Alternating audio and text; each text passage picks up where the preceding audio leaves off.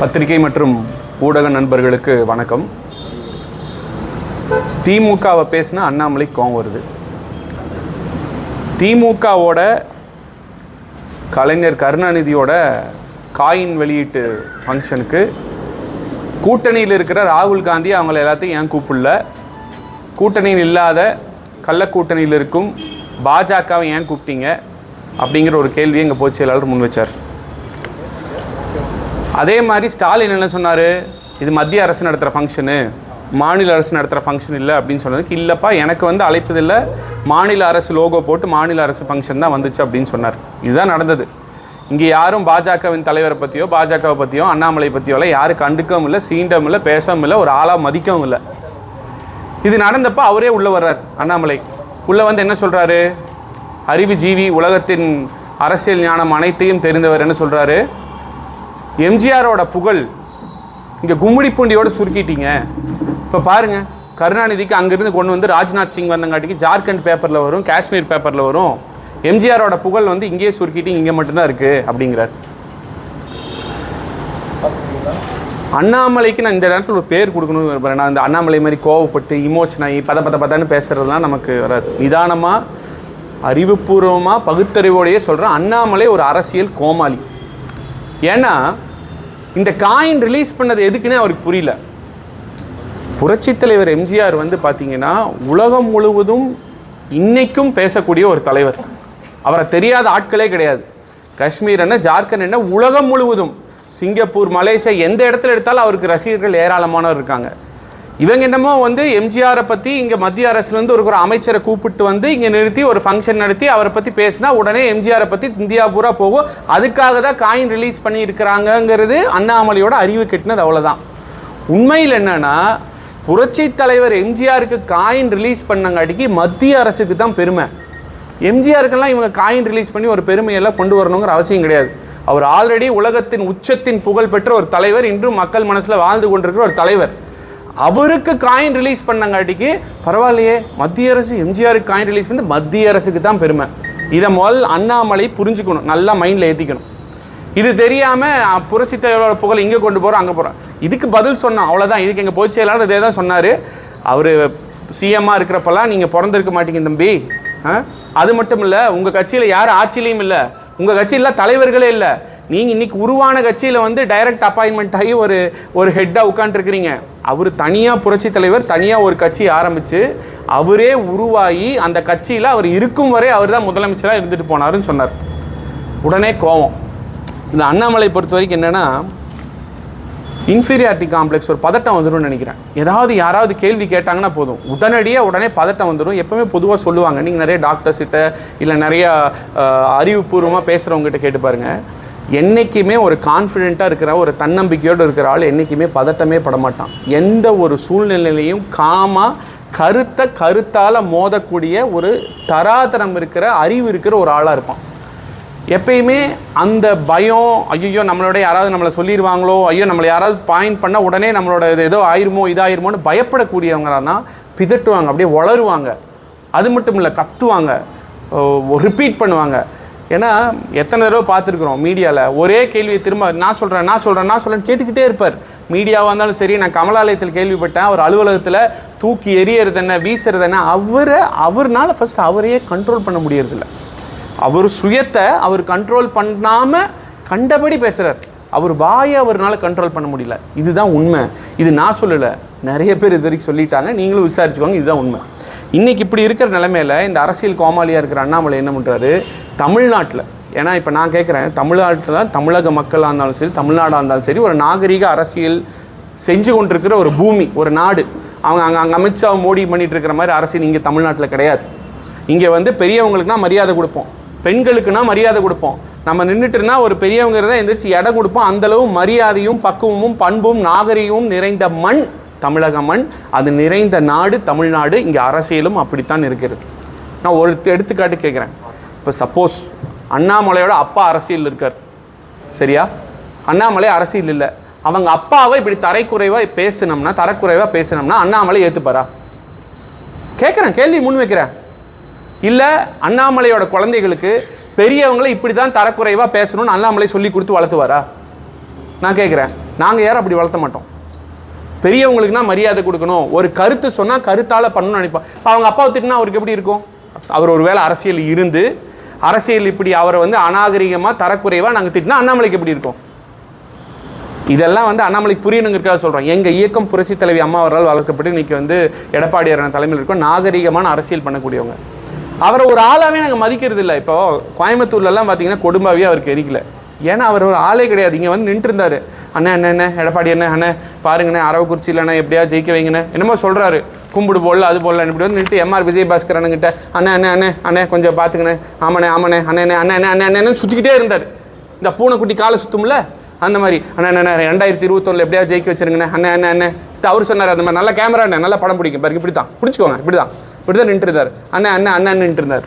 இன்றைக்கி வந்து என்னமோ அப்படியே வானத்திலிருந்து அப்படியே பிளந்து சூரியன்லாம் பிளந்து அப்படியே வந்து இறங்கி அப்படியே இந்தியாவே வந்து ஆஹா இவர் அப்படியே வந்துட்டார், இவர் தான் அடுத்த நம்ம பிரதமர்னு சொல்கிற மாதிரியும் என்னமோ அப்படியே சுத்தத்தின் அப்படியே இவர் தான் பெயர் மாதிரி வந்து இதெல்லாம் எதுக்கு? அண்ணாமலை திருச்சி சூர்யா தான் உங்களை கிளின்னு கிழிச்சிட்டு இருக்காரு. ஒவ்வொரு இடத்துல நீங்கள் எவ்வளோ காசு கொடுத்தீங்க, என்ன கோல்மால் பண்ணீங்க, அரவக்குறிச்சியில் என்ன கொடுத்தீங்க, இங்கே கோயம்புத்தூர் எம்பியில் நிற்கிறப்ப எவ்வளோ காசு கொடுத்தீங்க, எல்லாத்தையும் கிளின்னு கிழிச்சிட்டு இருக்காங்க. இது இன்னொன்று தெரிஞ்சுக்கணும். அண்ணாமலை பேசல நிறைய பொய் இருக்குது. 2019 தேர்தல் நடந்ததான். அதில் வந்து வாரணாசிக்கு வந்து மோடி வந்து அவர்கள் வந்து நாமினேஷன் பண்ணுறதுக்காக வந்து இங்கே எல்லா சிஎம்ஐ கூப்பிட்டாங்களா. அப்போ எடப்பாடியாரை கூப்பிட்டாரா. எடப்பாடியார் வந்து நான் வரல, அவர் வந்து தோற்று போகிற கேண்டிடேட், நான் எதுக்கு வரணும்னு சொன்னாராம். அதனால அப்போ இருந்தே அவருக்கு மனசில் ஒரு இதுவான். அதனால என்ன யார் கோமாளிங்க? நீங்கள் தான் கோமாளி. 2019 நீங்கள் கட்சியிலே சேரல, எனக்கு தெரிஞ்சு 2020 தான் சேர்ந்தீங்க. அப்படியே 2019 உங்களுக்கு அந்த உள்ள உணர்வு இருக்குன்னா, மானமுள்ள விவசாயி மகன்னா சோத்துல உப்பு போட்டு திங்கிற ஒரு ஆளா இருந்தா 2022 வெக்கம் மானம் சூடு சொரணை எதுவுமே இல்லாம 2021 தேர்தலில் எடப்பாடியார் பின்னாடி கையை கும்பிட்டு பள்ளி இழிச்சிட்டு நின்ன மானமுள்ள அண்ணாமலை எங்க போனார்? பதில் சொல்ல முடியுமா? சும்மா இன்னைக்கு என்னமோ வந்து பெரிய அப்படியே யோகிய சிகாமணி மாதிரி பேசுறீங்க. பதில் சொல்லுங்க. இல்லை அதுக்கப்புறமா ஒரு மேடையில் எடப்பாடியார் உட்காந்து இருக்கும்போது வந்து ஐயோ நான் இருக்கிற இடத்துல இப்படிப்பட்ட ஒரு மாபெரும் முதல்வர், இவ்வளோ ஒரு நல்ல அண்ணன் எடப்பாடியார் அண்ணன் முதல்வர் இப்படி ஆட்சி பண்ணுறாரு, இப்படிப்பட்ட முதல்வரை பார்த்ததே இல்லைன்னு ஒரே மேடையில் உட்காந்து நீங்கள் ஏன் சொல்கிறீங்க? சொன்னீங்களா இல்லையா அண்ணாமலை? சொன்னீங்க. அப்போ எங்கே போச்சு அந்த மனசுக்குள்ள கூட்டணியிலேயே இருக்கணும் அப்படிங்கிற அந்த எண்ணம்? மோடி எப்பா நீ பெரிய மோடியோட பக்தம், உயிர் நாடிலேயே மோடி இருக்குல்ல, நீ வச்சுக்கப்பா. மோடிக்கு இங்கே தமிழக மக்களை இடம் இல்லைன்ட்டாங்க, நீ வச்சுக்க உன்னோட பக்தி எல்லாம். அதுக்காக இங்கே வந்து உங்கள் பாஜகவோட தொண்டர்களை ஏமாத்தணும்னு முருடா விடுங்க, என்ன வேணால் விட்டுக்கோங்க, அது எங்களுக்கு கவலை கிடையாது. இந்த பொய் பித்தலாட்டெல்லாம் பண்ணிக்கோங்க, கவலை கிடையாது. இங்கே வந்துட்டு அதனால தான் நான் வந்து கூட்டணியில் இதெல்லாம் யார் நம்புற மாதிரி இருக்குது? நான் சொல்கிறேன் 2024 எடப்பாடியார் கூட்டணி வேணால் ஓடி போங்கன்னு சொன்னார். அதுக்கப்புறம் வந்து கெஞ்சிட்டு இருந்தீங்களா இல்லையா கூட்டணி வரேன்னு? அப்பேற்பட்ட இப்படியே 2019 வரலங்கிற அவ்வளோ கோவம் இருக்கிறாள் தான் ஏன் கெஞ்சுறீங்க? நான் கேட்குறேன், ஏன் கெஞ்சுறீங்க? கெஞ்ச வேண்டாமே. சரி, அதையெல்லாம் தாண்டி இப்போ சப்போஸ் 2024 கடவுள் பண்ணி எடப்பாடியார் வேண்டான்ட்டார், கூட்டணி இருந்தால் நீங்கள் பள்ளி இழிச்சிட்டு வந்து பின்னாடி தான் நின்று இருந்திருப்பீங்க அண்ணாமலை. உண்மை சொல்லுங்கள். இப்போ என்னமோ பெரிய எதுக்கு அப்படியே பெரிய ஒரு பொய் இது பொய் நம்பர் 1. இன்னொன்று நான் சொல்கிறேன் கேட்டுக்கோங்க. 2வது பொய், கோ பேக் மோடி, பிளாக் பலூனில் மோடி, கருப்பு கொடை மோடி, இந்த மாதிரி திமுக தொடர்ந்து பண்ணிக்கிட்டே இருந்தது. பண்ணிச்சா இல்லையா? பண்ணிகிட்டு இருந்த திமுக, தொடர்ந்து பண்ணிகிட்டு இருக்க திமுக, அந்த திமுகவோட கூட்டணியில் இருக்கிற காங்கிரஸ், அந்த காங்கிரஸ்க்கு வேலை செய்கிறார் சுனில்னு ஒருத்தர். அவரை போய் நீங்கள் எதுக்கு ரகசியமாக 2 நாள் முன்னாடி லீலா பேலஸில் நைட்டில் போய் சந்திக்கிறீங்க? நீங்கள் தான் மோடி தான் உங்கள் ரத்தத்துலேயே இருக்கேன். மோடிக்காக மோடி வேட்புமனு தாக்கல் பண்ணுறக்கு ஒருத்தர் வரலன்னா ஒரு கூட்டணியே முறிக்கிறீங்களே, அவ கோபமாக இருக்கீங்களே, அப்புறம் எதுக்கு நீங்கள் போகிறீங்க? இதுக்கு பதில் சொல்ல முடியுமா அண்ணாமலைனால்? அடுத்து இன்னொரு கேள்வி கேட்குறேன். என்னன்னா, கருணாநிதி ஊழல், ஸ்டாலின் ஊழல், உதயநிதி ஊழல், இதெல்லாம் நாங்கள் ரொம்ப வருஷமாக சொல்லிட்டு இருக்கோம். அண்ணாமலை வந்து பெருசாக ஐன்ஸ்டீன் கண்டுபிடிச்ச மாதிரி புதுசாக அதே தான் சொல்கிறாரு, ரைட்டா? இதெல்லாம் ஊழல், அவங்க குடும்ப கட்சி, அதை எல்லாத்தையும் தாண்டி DMK files 1, DMK files 2, DMK files 3, அவங்களுக்கு இது இல்லை அது இல்லை, தமிழ்நாடே அழியுது, இப்படி குப்பை கிடங்கா போயிட்டு இருக்கு, அது இதுன்னு இவ்வளோ பேசுறீங்களா அண்ணாமலை? இத்தனை பேசுறீங்களா? அது இல்லாமல் மோடி எதிர்க்கிறாங்க, கோ பேக் மோடி, அதெல்லாம் பார்த்து இத்தனை வருத்தப்படுறீங்களா? இத்தனையும் தாண்டி வெக்கமே இல்லாமல் போய் கருணாநிதியோட காயின் ரிலீஸ் பண்ணுற ஃபங்க்ஷனுக்கு எதுக்கு நிற்கிறீங்க? எதுக்கு நிற்கிறீங்க? அங்கே போய் சல்யூட், உதயநிதிக்கு ஒரு சல்யூட், ஸ்டாலினுக்கு ஒரு சல்யூட், அங்கே இருக்கிற திமுக காருக்குலாம் ஒரு சல்யூட். கேட்டால் நான் பயங்கரமாக திமுக. நான் சொல்கிறேன், இத்தனை போய் சொன்னதில் உண்மை ஒன்றே ஒன்று தான். ரத்தத்திலையும் சதையிலும் உயிர் நாடியிலும் திமுகங்கிற தீய சக்தி தமிழ்நாட்டை அழிச்சிட்டு இருக்கு. தமிழ்நாட்டுக்கு அப்படி ஒரு கட்சி வேண்டான்னு நேருக்கு நேர் என்னைக்கும் இன்னைக்கும் எதிர்காலத்திலையும் எதிர்க்கிற ஒரே கட்சி அதிமுக மட்டும்தான். அந்த கட்சியோட தலைவர் இன்னைக்கு எடப்பாடியார் அவர்கள் மட்டும்தான். இதை எல்லாரும் நல்லா புரிஞ்சுக்கணும். இந்த அண்ணாமலை மாதிரி இரட்டை வேடம் பண்றவங்களாம் நீங்க இப்பதான் புரிஞ்சுக்கணும். ஏன்னா பிடிக்காதான் இவங்க ஊழலாம். அவங்க கேட்டால் என்ன பாரு, ஆங்கிலத்தில் ஒரு வார்த்தையை பயன்படுத்தார். என்ன பயன்படுத்தார் தெரியுங்களா? ஸ்டேட்மெண்ட்ஷிப்ங்க. அரசியல் நாகரீகம் கருதி நாங்கள் போய் நின்னோம். தமிழ்நாட்டு மக்களை அழிக்கிறான்னு சொல்கிற நீ, அவங்க ரைட்டா? தமிழ்நாடு மக்கள் கஷ்டப்படுறாங்கன்னு சொல்கிற, வேலை வாய்ப்பு இல்லாமல் இருக்காங்கன்னு சொல்கிற இளைஞர்கள், இது எல்லாத்துக்கும் காரணம் திமுக தான் சொல்கிற. ஆனால் அரசியல் நாகரீகம் கருதி அப்போ போய் அங்கே போய் நீ நின்று காயின் வெளியிடும் போது அங்கே நின்று அப்போ வேலை வாய்ப்பு இளைஞருக்கு போனால் பரவாயில்லையா அண்ணாமலை? இது எல்லாமே பொய் பொய் பொய் பொய். இப்போ 2 பொய் சொன்ன, 3வது இன்னொரு பொய் சொல்கிறேன் கேளுங்க. தொண்டன், சேவகன், விவசாயியின் மகன், 10 ஆண்டுகளாக அப்படியே சுத்தமாக பச்சை இங்கில் கையெழுத்து போட்ட ஒருத்தராமா. விவசாயி மகன் இங்கே அண்ணாமலையே விவசாய நிலத்தை சைட்டு போட்டு வித்துட்டு இருக்கிறார். உண்மையே இல்லையா? செலக்கரிச்சல் விற்கலையா? புளியகுளத்தில் எத்தனை இடத்துல விற்கிறாரு அவரே. அவங்க ஒய்ஃப் பேரில் கம்பெனி வச்சு அவரே சைட்டு போட்டு விவசாய நிலத்தை சைட்டு போட்டு விற்கிறார். கேட்டால் விவசாயி மகங்கிறார். இதுக்கு பதில் சொல்ல முடியுமா அண்ணாமலையினால்? அது மட்டும் இல்லை, க்ரஷர் நடத்துகிறாங்க. ஒரு க்ரஷர் இருந்தது 3 க்ரஷராக மாறிச்சு. ஸ்கூல் கட்டுறாங்க. இது இல்லாமல் திருச்சி சூர்யா சொல்கிறதெல்லாம் கேட்டால் பயமாக இருக்குது. அவர் நண்பர் என்னடா இத்தனை சொல்கிறாருன்னு.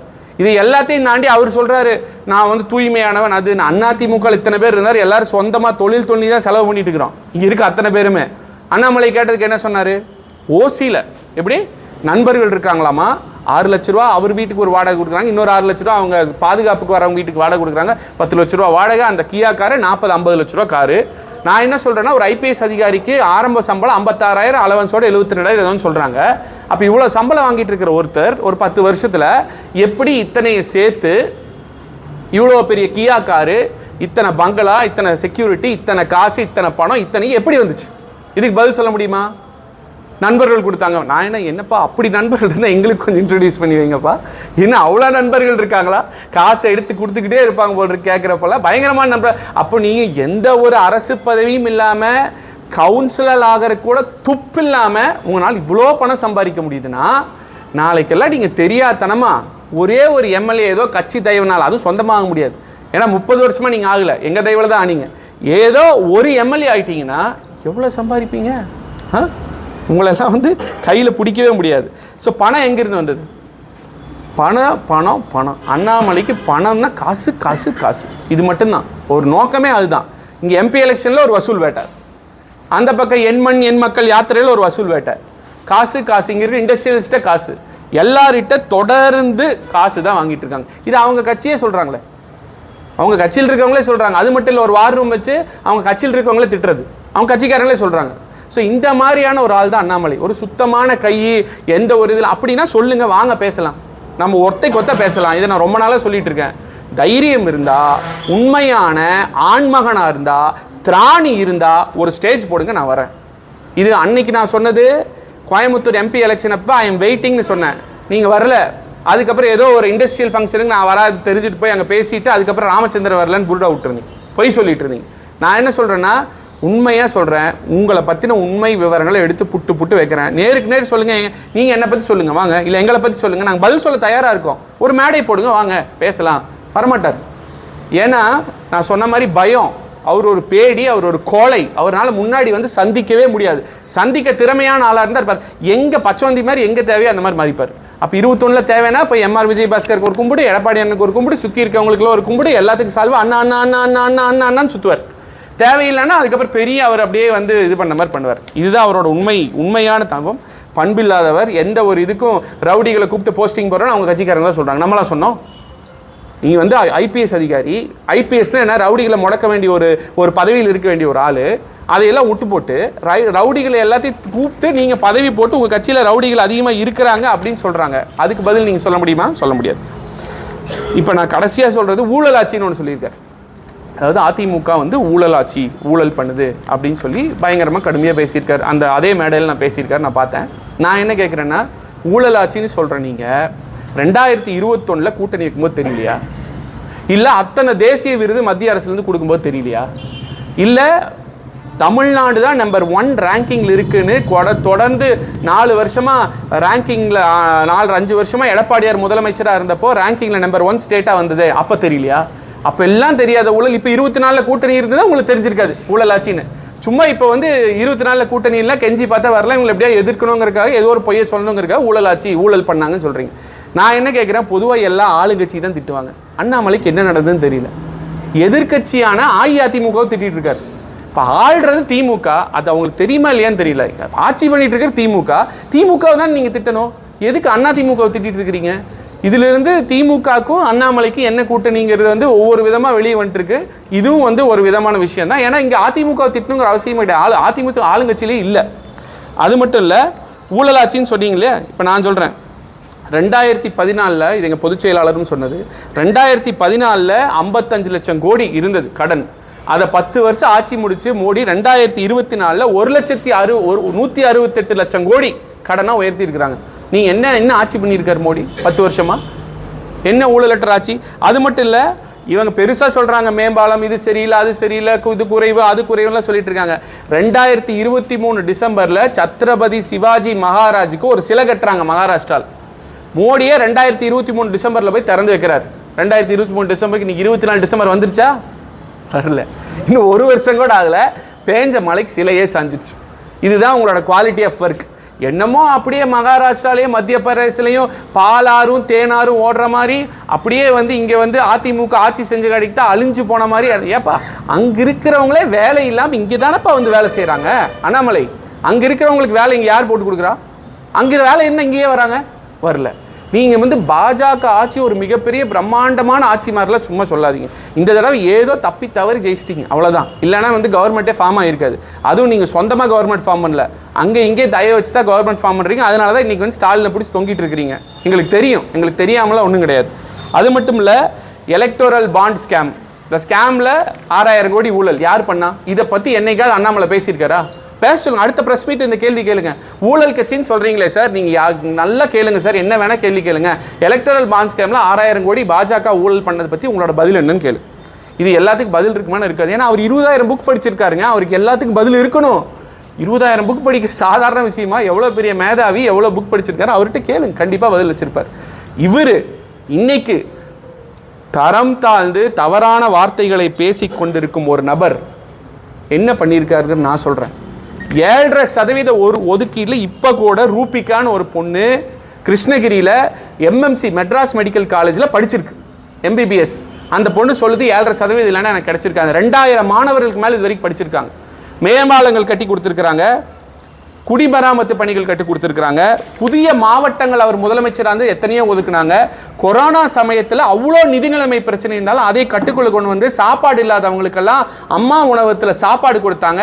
உடனடியாக அந்த வேக்சினேஷன் கொடுக்கறதுக்கு என்னென்ன தேவையோ பண்ணாங்க. சட்டம் ஒழுங்க கெட்டு போகாமல் உள்ளே கொண்டு வந்தாங்க. கள்ளச்சாராய சாவு 4 வருஷமா 0 ஒண்ணுமே இல்லை. அந்த 4 வருஷம்னு சொல்லிட்டு மத்திய அரசோட மத்திய அரசு ரிப்போர்ட் தான் கொடுத்துருக்கு. நான் பேசல, அதிமுக கட்சிக்காரன் எனக்கு எங்கள் பொதுச் செயலாளரை பிடிக்கும், எங்கள் கட்சியை பிடிக்குன்னு நான் பேசல.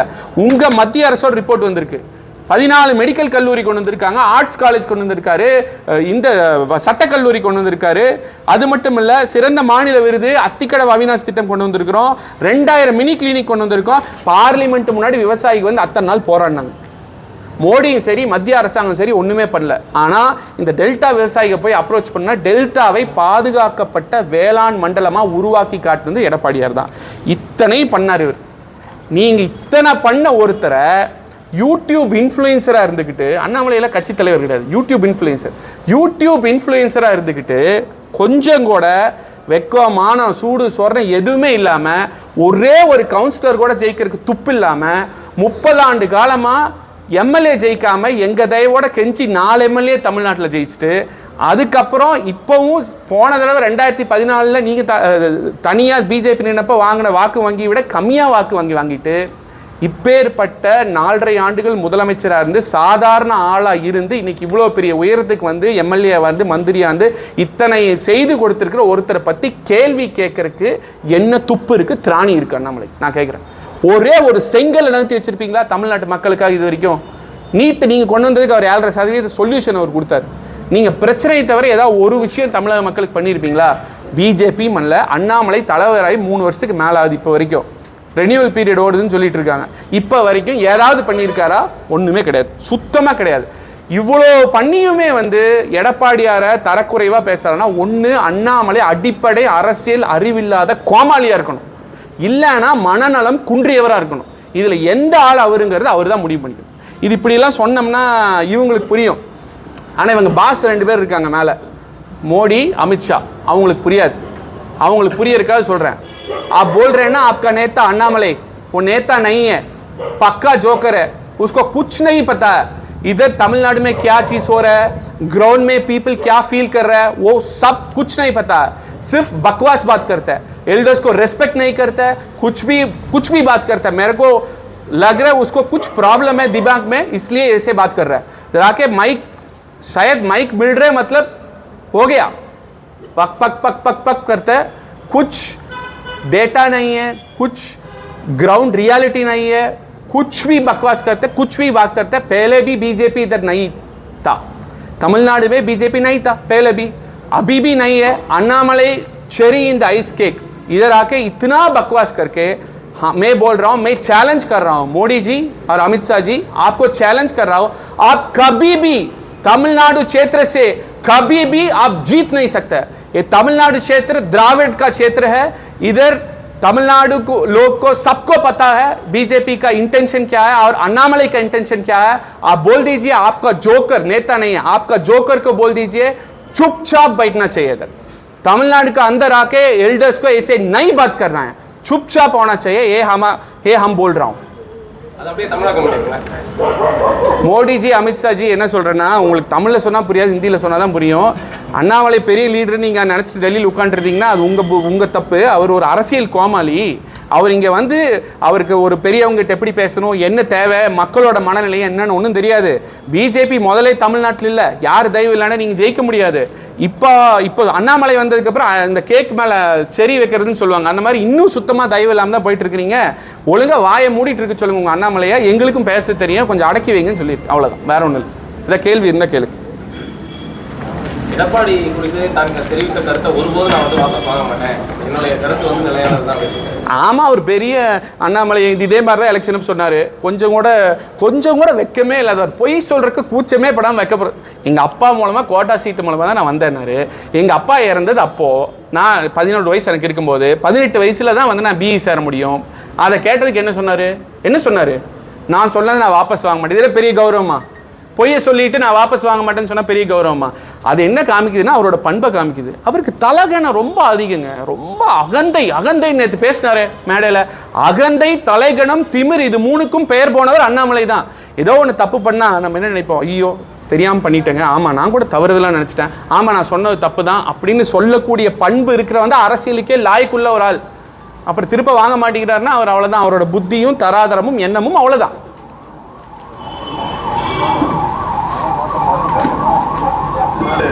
படித்ததும் விடிய பால் கறந்து, அதுக்கப்புறம் மம்முட்டி பிடிச்ச கை வந்து இன்னைக்கு காப்பு பிடிச்சிருக்கு, பதில் வந்து இப்படிதான் இருக்கும், நான் யார்ட்டையும் சாரி கேட்கறது மாதிரி பண்ண மாட்டேன். அதாவதுங்க, தமிழக மக்கள் எல்லாருக்கும் நான் ஒரு வேண்டுகோள், யாரெல்லாம் வந்து நான் பாவம் நான் கஷ்டப்பட்டேன், இப்படிப்பட்டேன் அப்படிப்பட்டேன்னு சொல்கிறாங்களோ அவங்கள நல்லா கவனிச்சு பாருங்க. இவர் வந்து விடிய படித்தாராமா. நாங்கள்லாம் என்ன டெய்லி நைட்டு தூங்கிட்டு அப்புறம் காலையிலேருந்து சும்மா போயிட்டு வந்தால் மார்க் எடுத்தோம். உலகத்திலேயே ஒரே ஐபிஎஸ் ஆஃபீஸர் தான் இருக்காரா? இல்லை இந்தியா தமிழகத்திலேயே ஒரே ஐபிஎஸ் ஆஃபீஸர் தான் இருக்காரா? மற்றவங்களாம் விடி படிக்கல. இன்னைக்கு நான் உங்களோட பேசிட்டு இருக்கிறப்ப எத்தனையோ மாணவர்கள் உட்காந்து படிச்சுட்டு இருக்காங்க. அண்ணாமலைக்கு 78 ஏக்கர் பண்ணையார் மாதிரி அவ்வளோ பெரிய நிலம் இருந்தது. அப்பா அம்மா இத்தனை சொத்து பத்து இருந்து உட்காந்து ஜாலியாக எஸ்ஆர்வி ஸ்கூலில் படித்தார். அங்கே எவ்வளோ ஃபீஸ்ன்னு எல்லாருக்கும் தெரியும். அந்த ஃபீஸ் கட்டுறதும் தகுதியுள்ள ஒரு குடும்பமாக அப்பர் மிடில் கிளாஸாவது இருந்தால் மட்டும்தான் போக முடியும். என்னமோ ஒரு எப்போ பாரு நான் கஷ்டப்பட்ட மம்முட்டி, எத்தனை நாள் மம்முட்டி பிடிச்ச, நான் சொல்கிறேன் சேலஞ்ச் அக்செப்டடான்னு கேளுங்க. 1 ஏக்கர் நிலம் நான் வர சொல்லுங்க, மம்முட்டி பிடிச்சி அவர் என்ன வேலை செய்கிறான்னு பார்த்துருவோம். சும்மா வாயில் மம்முட்டி பிடிச்ச அது பிடிச்சி இது பிடிச்சலாம் சொல்லலாம். இதெல்லாம் எதுக்குன்னா நான் பாவம் நான் ரொம்ப கஷ்டப்பட்டு உழைச்சி வந்தேன் அப்படி. எப்பா நீ வந்து படிக்க வைக்கிறதுக்கு அப்பா அம்மா இருந்து படித்து நல்ல சம்பளம் கிடச்சி ஐபிஎஸ்லேருந்து அதுக்கப்புறம் நீ வந்திருக்க ரைட்டா? காசு பணமெல்லாம் உங்களுக்கு பிரச்சனையே கிடையாது. இன்றைக்கி விடிய எல்லாரும் தான் படிச்சுட்டு இருக்காங்க. நீ வந்து நான் பாவான்னு காமிக்கிறதுக்காக பொய்யா சொல்கிறேன். இப்போ நான் சொல்கிறேன், உங்கள் ஸ்டோரியில் ஒரு ஸ்டோரியே இல்லை. இந்த மாதிரி 100 கதைகளில் 1000 கதைகள் உண்மை கதைகள் இருக்குது. உண்மையாலுமே கஷ்டப்பட்டவங்க. ஒரு புரோட்டா மாஸ்டரோட பொண்ணு கலெக்டர் ஆயிருக்கு, அது உண்மை. அதை நீங்கள் பாராட்டணும். இங்கே ஒன்றுமே இல்லாமல் சும்மா நான் பாவம் மம்முட்டி பிடிச்சி அதை பிடிச்சிட்டு போக வேண்டியதான். கொஞ்ச நாள் கழிச்சு அப்படி தான் பண்ணணும். மம்முட்டி பிடிச்சிட்டு விவசாயம் தான் பார்க்கணும். யார் ஒரு ஜெயிச்சிட முடியுமா? நான் சொல்கிறேன், சேலஞ்ச் பண்ணுறேன், ஜெயிக்க சொல்லுங்கள். இன்றைக்கி என்னமோ வந்து அவர் வந்ததுக்கப்புறம் ஜெயிச்ச மாதிரி அப்படி இப்படி சொல்லிட்டு இருக்காரு. என்ன ஜெயிச்சிருக்கு? சிபி ராதாகிருஷ்ணன் வாங்கின ஓட்டு கூட வாங்கலை. என் மக்கள் யாத்திரை இது அது இத்தனை கோல்மால் பண்ணி இத்தனை பண்ணி காசு பணம் 150 கோடி செலவு பண்ணி இத்தனை வசூல் பண்ணி அதை விட 1/2% கம்மியாக தான் ஓட்டு வாங்கியிருக்காரு. என்ன பேசுகிறாரு? இப்போ எடப்பாடியை ஒரு விமர்சனம் பண்ணி அதை வந்து இப்போ ஒரு கையில் தூக்கிக்கிற காரணம் என்னவா இருக்குன்னு நினைக்கிறேன்? Annamalai is an attention seeker. இப்போ நம்ம வீட்டில் பார்த்தீங்கன்னா குழந்தைகள்லாம் இருக்கும், சின்ன குழந்தைங்க, 2 வயசு 3 வயசு குழந்தைங்க. பெரியவங்களாம் ஏதோ முக்கியமாக சீரியஸாக பேசிகிட்டு இருந்தால் அவங்கள கவனிக்கலான்னு என்ன பண்ணுன்னா உடனே ஏதோ தூக்கி வீசும், இல்லைன்னா கீழே விழுந்துட்டு கையை காலாட்டிட்டு அழுகும், இல்லைனா பேன்னு கத்தும். உடனே நம்ம என்ன பண்ணுவோம், சரி ஓகே ஒன்றும் பண்ணாத, இப்போ நான் பண்ணிகிட்டு இருக்கிறதுல அதான் சரி அண்ணாமலை ஓகே ரைட் ஓகே ஒன்றும் பண்ணாத, சரி நீ இருக்கிறது எங்களுக்கு தெரியுது, நீ இரு அப்படிங்கிற மாதிரி தான். ஏன்னா அவருக்கு அட்ரஸ் இல்லைங்க. இப்போ இன்னைக்கு மீடியாவில் அவரை பற்றி பேசலை, என்ன பண்ணுவார் அவர்? காலையில் ஆனால் அவருக்கு பைத்தியம் முடிச்சிருது. காலையில் ஆனால் இப்போ அடுத்த ஃபியூச்சர் என்னன்னு தெரியல. இப்போ வந்து அடுத்து ரெனியூ பண்ணுவாங்களா இல்லையான்னு தெரியல. அது ஒரு சைடு போயிட்டு இருக்குது. 3 மாதம் லண்டன் போகிறாரு. கொள்ளையடிச்ச பணத்தெல்லாம் எங்கே இன்வெஸ்ட் பண்ண என்னன்னு பிளான் பண்ணுறதுக்காக போகிறாரு. அவர் வெளியில் ஒன்று சொல்லுவார், படிக்க போகிறேன், அது பண்ண போகிறேன், இது பண்ண போகிறேன்னு. இதுதான் எனக்கு தெரிஞ்ச உண்மை, ரைட்டுங்களா? வேணா எடுத்து கேஸ் போட முடிஞ்சால் போட சொல்லுங்கள், ஃபேஸ் பண்ண தயாராக இருக்கேன், ரைட்டா?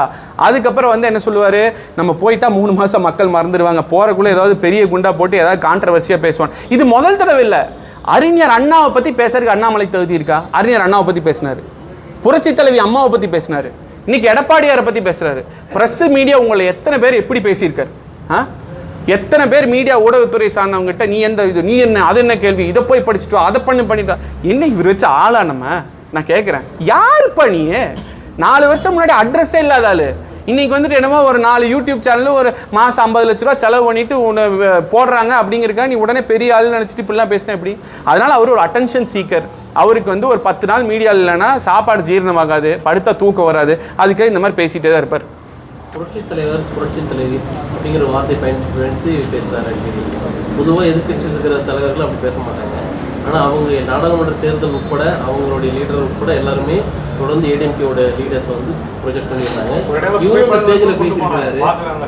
அதாவதுங்க இன்னைக்கு பொறுத்த வரைக்கும் தமிழ்நாட்டில் புரட்சி தலைவர் புரட்சி தலைவி இவங்க 2 பேர்த்த பயன்படுத்தாமல் யாருமே அரசியல் பண்ண முடியாது. இதுக்கு எடுத்துக்காட்டு தான் இது எங்கள் பொதுச் செயலாளர் அவர்களும் சொல்லியிருக்காரு. இதுக்கு எடுத்துக்காட்டு தான் அது. அவங்க இவ்வளோ பேசுகிறாங்களே, அதையெல்லாம் ஃபோட்டோவெல்லாம் எடுத்துகிட்டு தைரியம் இருந்தால் தமிழ்நாட்டுக்குள்ள வர சொல்லுங்கள். அவங்க என்ன, அவர் சர்வாக்கர் இருக்கார், அவங்க ஆர்எஸ்எஸ்ல இருக்காங்க, அவங்க தலைவர்கள்லாம் இருக்காங்களே, வந்து போட்டு அவங்க ஃபோட்டோ போட்டு இங்கே ஓட்டு கேட்க சொல்லுங்கள். எத்தனை பேர் ஓட்டு போடுறாங்கன்னு பார்ப்போம். ஏன்னா புரட்சி தலைவராக இருந்தாலும் புரட்சி தலைவராக இருந்தாலும் இப்போ நான் சொன்னேன்ல, மடிக்கணினியாக இருக்கட்டும், இது சின்ன சின்ன திட்டங்களாக இருக்கட்டும், தேவையான திட்டங்களாக கொடுத்து மக்களோட மனதை டச் பண்ணியிருக்கிறாங்க. அந்தளவு அவங்களுக்கு டீப்பாக போயிருக்காங்க. அவங்க பேர் சொல்லாமல் இன்றைக்கி யாருமே தமிழ்நாட்டில் அரசியல் பண்ண முடியாது. இப்போ புதுசாக வந்து எல்லா கட்சியும் அவங்க பேர் சொல்லாமல் யாருமே இல்லையே. பெரியார் இருக்காங்க, அண்ணா இருக்காங்க, அவங்க எல்லாமே அந்த வழியில் இருக்கும்போது அந்த புரட்சி தலைவர் புரட்சி தலைவின்னு சொல்லிட்டு ஏடிஎம்கே லீடர்ஸ் மட்டும் டார்கெட் பண்ணுறது, அந்த கரிஸ்மேட்டிக் ஃபேஸ் கீழே இருக்கக்கூடிய கேடர்ஸ் இழுக்க பார்க்குறாங்களா? நான் ஒன்று சொல்கிறேன் பாருங்க, முடிஞ்சால் பிஜேபியில் இருக்க கேடர்ஸை அவங்களை காப்பாற்றிக்க சொல்லுங்கள், சரிங்களா? எங்களோட கேடர்ஸை ஒருத்தர் கூட அவங்க எடுக்க முடியாது, வாய்ப்பே கிடையாது. ஏன்னா இது திராவிட மண், புரட்சி தலைவரால் வளர்க்கப்பட்டு புரட்சி தலைவரால் வளர்க்கப்பட்டு இன்றைக்கி எடப்பாடியார் தலைமையில் நாங்கள் எல்லோரும் சிங்கம் மாதிரி இருக்கோம். அதனால் எங்களிலேருந்து ஒரு ஒரு ஒரு சின்ன இழையை கூட அவங்களால எடுக்க முடியாது. 2026 ஏன்னா 2024 தேர்தல் ராகுலா மோடியாங்கிற தேர்தல், 2026 தேர்தல் எடப்பாடியாரா ஸ்டாலினாங்கிற தேர்தல், அதிமுகவா திமுகங்கிற தேர்தல். ஒரு ஓட்டு வேற எந்த கூட்டணிக்கு போட்டாலும் கிணத்துல போடுற ஓட்டு தான் வீணுங்கிறது தமிழக மக்களுக்கு நல்லாவே தெரியும். அதுலேயும் ஸ்டாலின் பொம்மை முதல்வராக வந்து எதுவுமே பண்ண முடியாமல் எப்படி இருக்கார்? அது குடும்ப ஆட்சியை உதயநிதி எந்த கேப்பபிலிட்டி இல்லாமல் எந்த கெப்பாசிட்டி இல்லாமல் ஸ்டாலின் பையங்கனால் மந்திரியாக உட்காந்து என்ன பண்ணுறான்னு தமிழக மக்களுக்கு தெரியும். நிறைய பேர் அதிருப்தியில் இருக்காங்க. எல்லா ஓட்டும் அதிமுக தான் போடுவாங்க. ஏன்னா எடப்பாடியார் ஆட்சி நல்லா பண்ணான்னு இன்னைக்கு போனாலும் மக்கள் சொல்கிறாங்க. 20,000 புத்தகம் படித்தவர் மேற்கொண்டு 3 மாதம் படிக்க போகிறாரு அப்படிங்கிறது எப்படி பார்க்குறது? எப்படி பார்க்குறது? 20,000 புத்தகம் 3 மாதம் கழிச்சு வந்து 25,000 சொல்லுவார். நம்ம கை தட்டி சூப்பர்ண்ணா நல்லா படிச்சிருக்கீங்க வாழ்த்துக்கள் அப்படி தான் சொல்ல முடியும். ஆமாங்க, இப்போது லண்டனுக்கு எதுக்கு போகிறாரு அப்படிங்கிறது எனக்கு தெரிஞ்ச தகவல் தான் நான் சொல்ல முடியும். இப்போ வந்து இவர் திடீர்னு இப்போ போய் 3 மாதம் படிக்கணும் அப்படிங்கிறதுக்காகலாம் போகல, சரிங்களா? அது வந்து முன்னாடி வந்து சொல்கிறதுக்கான ஒரு காரணம், ஒரு பிம்பம், அவ்வளோதான். இப்போ கோயம்புத்தூர் எம்பி எலெக்ஷனில் வசூல் பண்ணது எண் மக்கள் யாத்திரையில் வசூல் பண்ணது, மற்ற இடத்துல வசூல் பண்ண காசில் எங்கே போய் முதலீடு பண்ணுவீங்க? இதுக்கான வேலையை தான் பண்ணுறோம். சைட் போடுறாங்க, க்ரஷர் நடத்துகிறாங்க, லண்டன் போகிறாங்க. திருச்சி சூர்யா நண்பர் சொன்னார், பார்த்தேன். எத்தனையோ நாட்டில் ஆஃபீஸே ஓப்பன் பண்ணி ரெஜிஸ்டர்டு கம்பெனியே ஓப்பன் பண்ணி வச்சுருக்காங்க. நான் என்ன சொல்கிறேன், 10 வருஷம் ஒன்றுமே இல்லாத ஆள், மம்முட்டி பிடிக்கிறாள், பால் கறக்கிற ஆள், நைட்டெல்லாம் படிச்சுட்டு இருக்கிற ஆள், ஒன்றும் முடியாத ஆள், 10 வருஷம் வெறும் 56,000 72,000 சம்பளம் தான் ஐபிஎஸ், அந்த சம்பளம் வாங்கக்கூடிய ஒரு ஆள் எப்படி இவ்வளோ காசு வந்துச்சு, இது வந்துச்சு, இதெல்லாம் வந்துச்சு, போய் இது முதலீடு பண்ணுறாரு, இத்தனை தொழிலெலாம் பண்ணுறாங்க, எங்கிருந்து வருது? ஏதோ ஒரு மரம், அந்த மரம் எங்கே இருக்குன்னு கேளுங்க, நானும் கொஞ்சம் உலுக்கி பேக்கெட் நெருப்பிக்கிறேன். அப்படி நல்ல ஒரு மரம் இருக்குது, நம்மளும் யூஸ் பண்ணி நம்ம எல்லாருமே போகலான்னா, அவர் மட்டும் என்ன, எல்லாருமே கஷ்டப்படுத்த ஆளுக்கு கொஞ்சம் உலுக்கி எடுத்துக்கலாம். அதாங்க வரும், ஆனால் இவ்வளோ வருமா?